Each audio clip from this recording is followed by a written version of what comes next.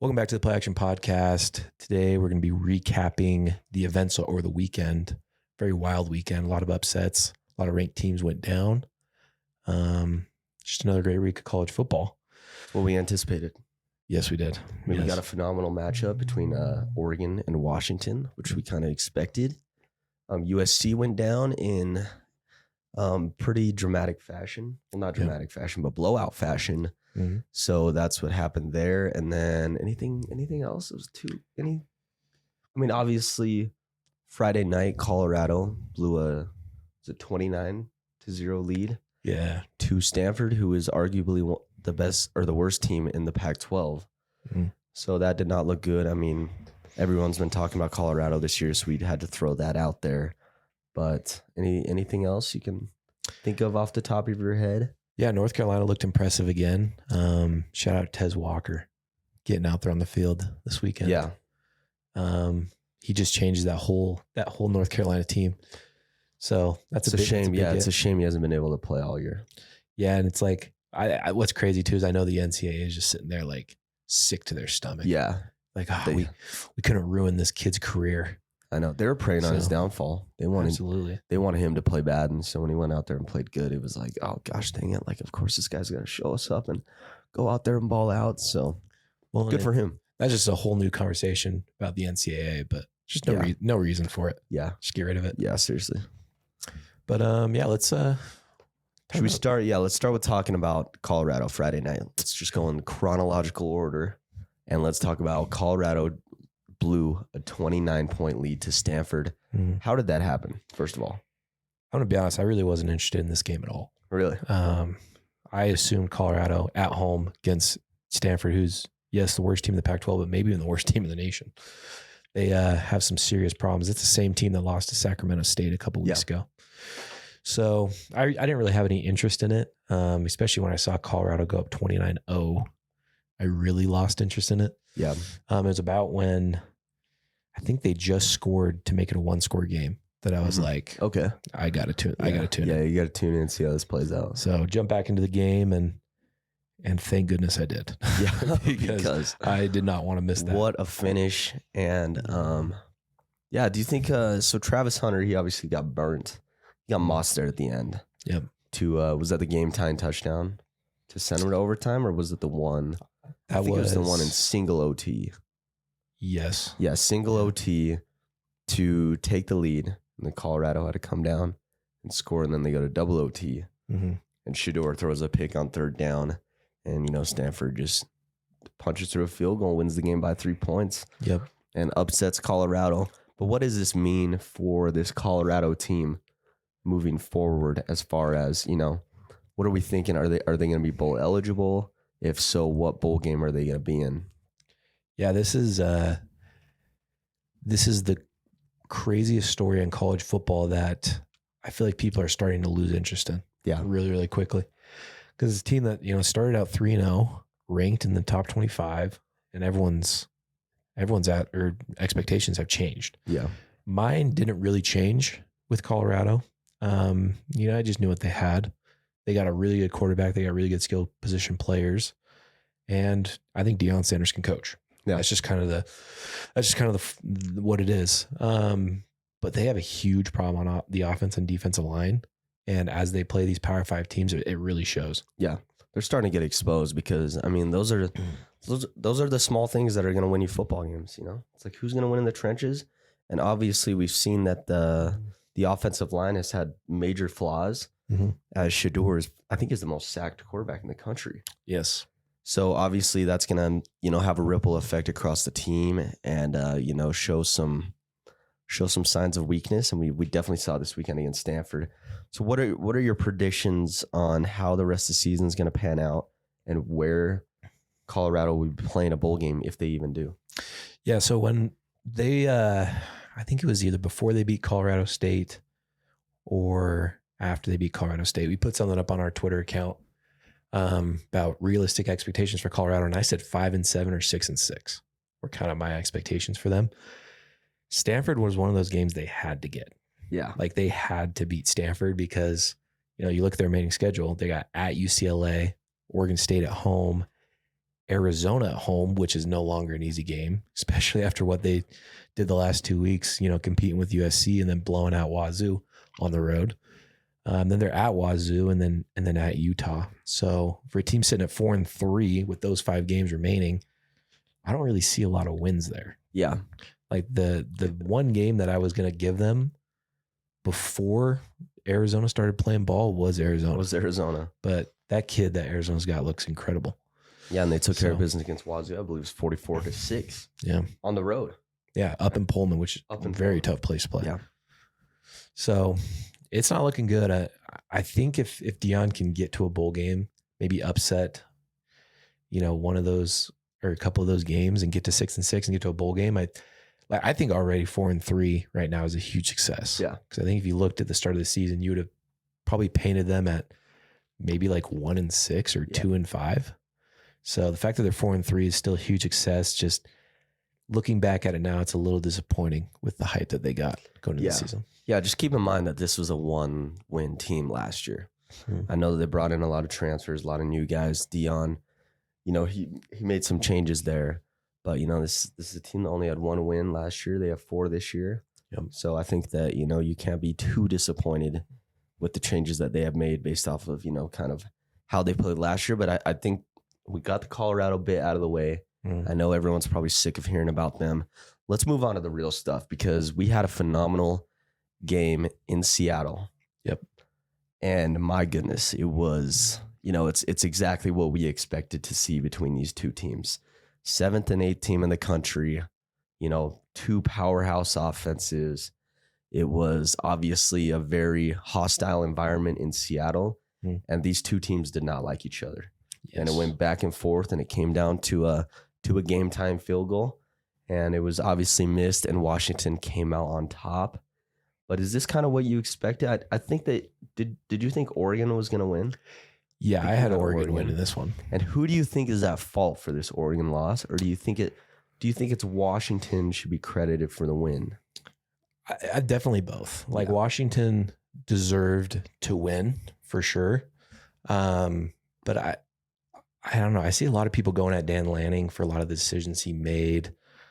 It's easy to go back and look at those decisions and be like, well, you should have done this, you should have done that. But in the moment, if those decisions pay off, we're talking about Oregon winning this game by a couple scores because they were stuffed on the goal line a couple times. Yeah. So I don't really want to throw this one on Dan Lanning. I think he's an aggressive coach. And if people can't recognize that by now, then that's just going to, that's something you're going to have to deal with. He's an aggressive coach. He's going to go for it often. He's not really going to settle for field goals because he understands that, field goals aren't always going to win you games, which is funny because in this case they would have. Yes. But for the most part, if you're kicking 3 against, top 10 teams, you're not going to win. So he understands that. He got aggressive, went for 4th down a couple times, didn't really pan out, but I still think Oregon is, and the AP reflected this too. I still think Oregon's legit, and I think that they have a very good chance of still winning this conference and going to the playoff. Yeah, so the AP definitely reflected on how legit this Oregon team is because they only dropped 2 spots. They were at 7, now they're 9. Yeah, were they 8 or were they 7? I think it was either 1 or 2 spots. Yeah, it was either 1 or 2 spots. So, I mean, not too big of a dip. But I think my opinion on the Dan Lanning stuff is complete opposite of yours. I think that, this loss kind of weighs on his shoulders. I think that there was some times where it's Oregon and they're just kind of ignorant, It's like, I think they're at the end, you punt the ball and pin that Washington offense, within 5 yards and make them go beat you. And I know that they could still score. I know that Washington could still score in that situation, but I think at midfield there with 4th and 2, I think you just need to punt the ball and, make that team come down the field and beat you. And obviously that wasn't the case. They went for it, did not convert, and then Washington scored 2 plays later. So that's kind of my thought on that. Also at the beginning of the end of the first half, I thought you just take the points there as well. Yep. And I'm sure that he's regretting both those decisions after the loss. So yeah, there's a lot of talk about the punt. Should they go for it? Should they punt?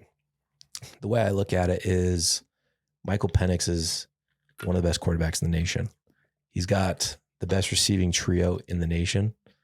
In my opinion, even if you punt that ball, I think Washington's still scoring.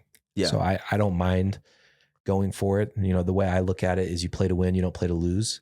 And if you punt the ball, you're playing to lose, in my opinion, because you're giving a high-powered offense the chance to go down with maybe seconds left on the clock, score, win the game. Then you don't even get that chance to kick the field goal. So I didn't hate the decision to go for it on fourth. I thought, it's one of those decisions. If it works, he looks like a genius. It obviously didn't work, so he's getting criticized for it. It's football. It's the way it is. But,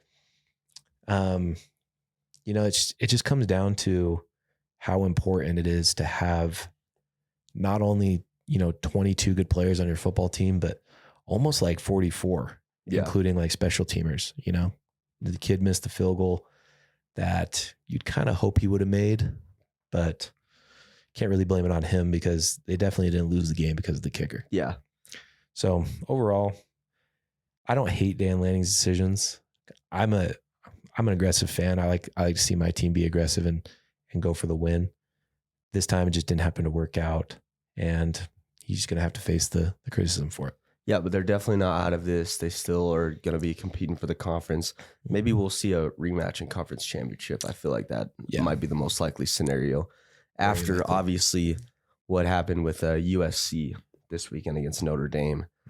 They got absolutely exposed. I know that we both expected USC to go into South Bend and lose, but was the loss worse than you expected? Absolutely. I think when it was after the third pick that Caleb threw that I was genuinely concerned for what USC was trying to do. Yeah. Because if Caleb Williams doesn't play good, then what do they got? I'd say you don't really got much. Yeah.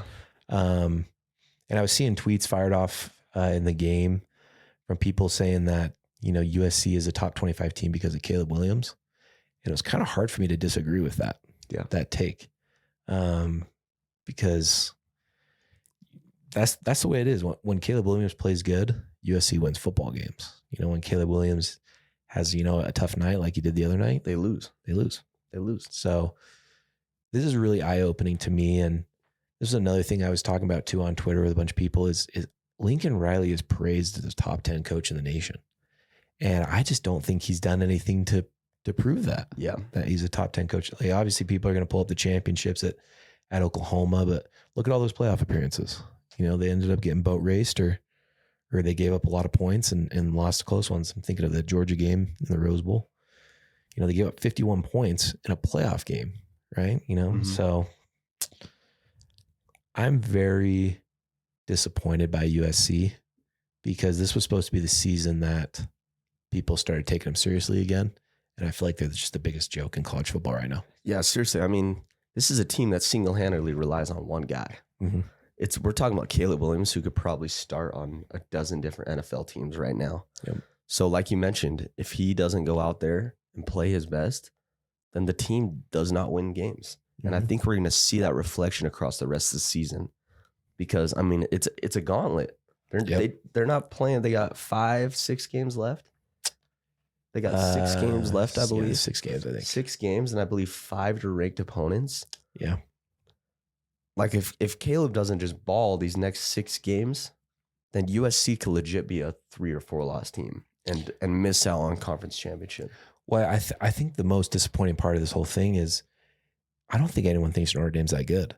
Yeah. I think they run the ball really, really well. And Audric Estime's a huge part of that offense. And then I think Sam Hartman has the capabilities to thread the needle when he needs to. But I don't think people were looking at Notre Dame like this elite football team. It's not like USC got beat or even beat down by an elite football team. It's like this is a team that got blown out basically by Louisville before Notre Dame was able to make it a close game last weekend. And that Louisville team lost to a 1-4 Pitt this week. Yeah. So it's just very concerning. It's very concerning, especially because, we're talking about what I called potentially maybe the greatest, QB prospect ever, maybe. And both of his seasons are going to end not playing for a national championship. Yeah. And then obviously his dad made those comments earlier in the season about how he might not go to the NFL based off of who's going to be getting those first couple picks or that first pick. So, I mean, it'll be interesting to see if he comes back, plays for USC, and obviously how the rest of the season pans out for them. Because, like we mentioned, it's gonna get difficult. Well, yeah, even if he does come back, it's like, is there a scenario where he talks about transferring? Yeah, because it doesn't look great at USC. Because yes, the Pac-12 is having a historic year, one of their better years, but the Big Ten's a whole different gauntlet. Yeah. So, I think there's a scenario where he even thinks about transferring, going to a different program. Yeah, it'll be interesting. Yeah, it'll be crazy to see, how things, where Caleb's gonna be, next year, and how the rest of the season pans out. But we kind of got to talk about the fans storming the field. Yeah. And there was a clip that we found of a fan who was getting up in Caleb's face that we're gonna throw up right now.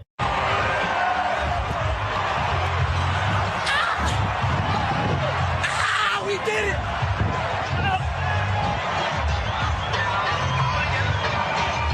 Let me see those nails down, bro! Let me see those nails down, bro!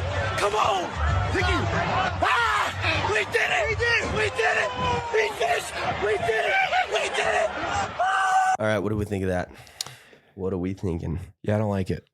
I don't like it at all. I think field storming in itself is what it is. It's dangerous. Dangerous. Yeah, it's pretty dangerous. Like it's fun. I get it. Your team just you upset top 10 team in the nation. You're excited. I get it. I get all that things. But going up to the best quarterback in the nation and beating he not only chirped him, but he kind of got in his face a little bit. Yeah, he was a little. I think he pressed up against him or something. Yeah, and it's like, as a competitor, you lose a game like that, you're already disappointed in yourself. You're disappointed in your team's effort. And you're walking off, and you got a dude coming with a camera, just right in your face, pushing on you. It's like, I think big respect to Caleb for not swinging on him. Yeah, because I think if I was in that situation, I would have had a really hard time not hitting him with a left hook. Yeah. So, no, I totally agree. And that's really the question, is because if he does react to that and Caleb does, throw a punch or something, he's going to be painted out to be the bad guy. Yeah. And he's got everything to lose. Mm-hmm. We're talking about potential suspension, maybe some legal action as well. So for him to be able to, some guy just going out there is nothing to lose, just most likely intoxicated. Yep. And Caleb has to, he knows he has to keep his composure there, because he's the one who's got everything to lose. And if he reacts there, it could be something that has significant impact moving forward. What we saw with the LSU player a couple weeks ago against Ole Miss, the kid kind of ran into him and he pushed him, and he got in some trouble. But it's like, if you're gonna storm the field, go celebrate your team. There's no need to go up into a guy's face like that. And yeah, I don't know. Maybe he was doing it for a clip or go viral, which I guess he did. Yeah, and it worked. It worked. Fair play if that's what he was going for, but it's just so unnecessary, because it just really paints the player in a bad light, because then you're almost asking for a reaction, and then it's like he gives you a reaction, and then Sports Center the next day, Caleb Williams punches a fan. Yeah, it's like there's just no need for it. Yeah, no need I don't for like it at all. All right, well, let's see. We got any other news? Actually, news this morning about Brock Bowers. Yep. I believe he had an ankle injury. Is that what it was? Yeah, something nasty. Something nasty. He's going to be out 4 to 6 weeks, according to Pete Thamel. Is that Pete Thamel, right? Yeah. So, huge injury for that Georgia team, because, we're talking about the best tight end in the country. Mm-hmm. Probably one of the best tight ends last year as well. And, someone that they rely on for some offensive production for the Georgia Bulldogs. So how do you think this is going to impact this team moving forward? Do we still think that they are number one in the country?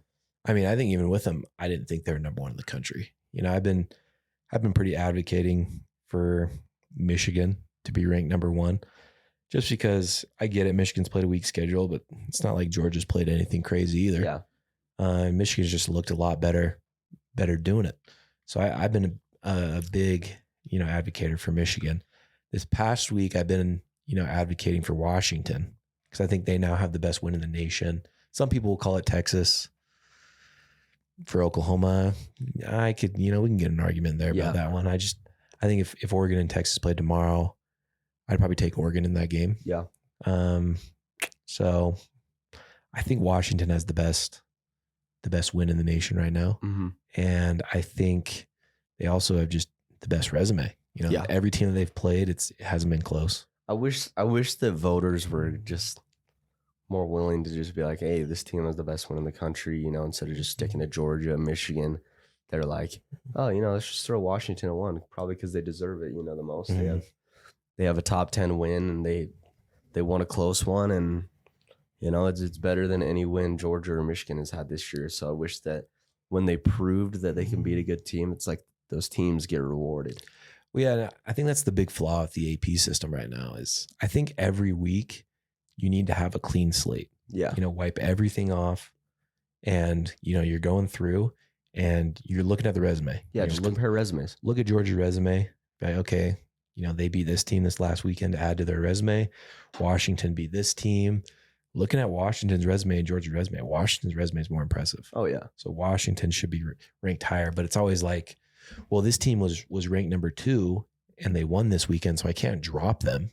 That's not how it should work. I know, because it all starts with like pretty much the week 1 or the preseason AP ranking, which is based off of the success the team had last year. Yep.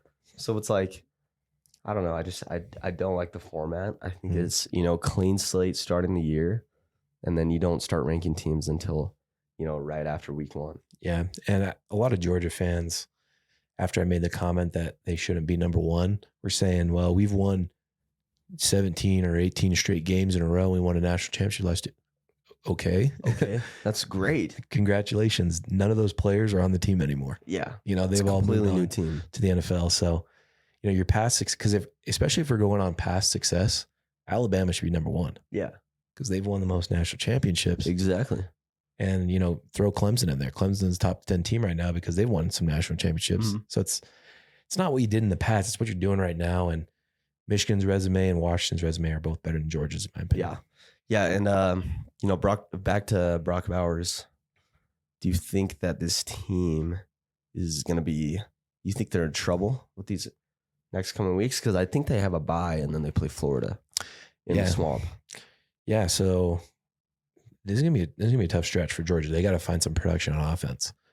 Brock Bowers was that production, and rightfully so. He's the best player on that football team right now. So it's gonna be interesting to see because their schedule really ramps up a little bit. Like I said, they got Florida and then they play Missouri, who got a big win over Kentucky over the weekend. They got Tennessee in there, so they're gonna really have to find a way to win some football games. Because you could argue that they lose to Auburn without, Brock Bowers. Yeah, because he's kind of like their system player. Yeah. It kind of just fits.